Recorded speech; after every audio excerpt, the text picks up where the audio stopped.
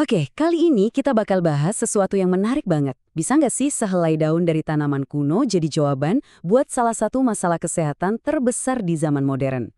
Yuk kita bedah sains di baliknya. Nah, sebelum kita ngomongin soal daunnya, kita harus paham dulu seberapa besar sih masalah yang lagi kita hadapi ini. Coba lihat angka ini, 31,7%.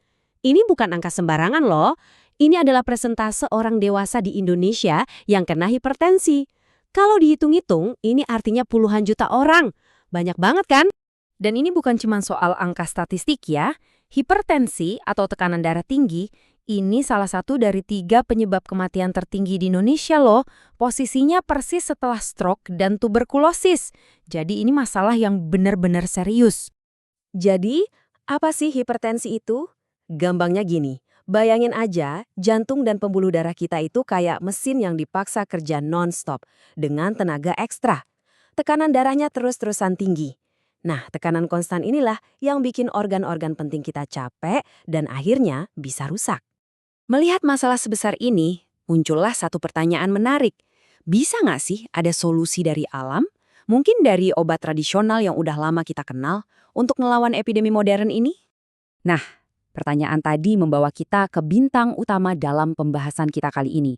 Sebuah harapan dari sehelai daun tradisional.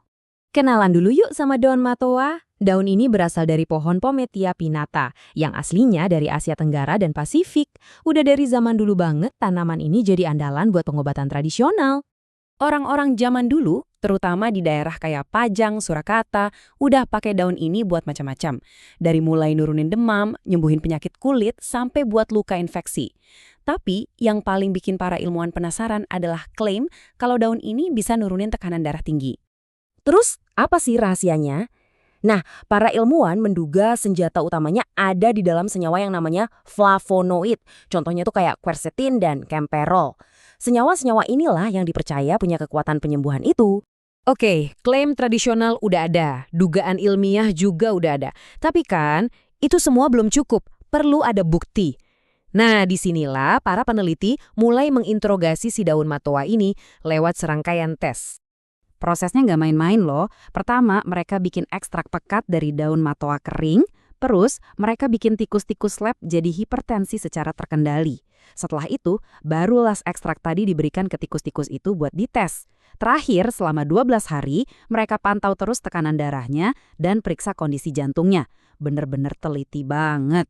Dan biar hasilnya valid, mereka bagi tikusnya jadi banyak kelompok.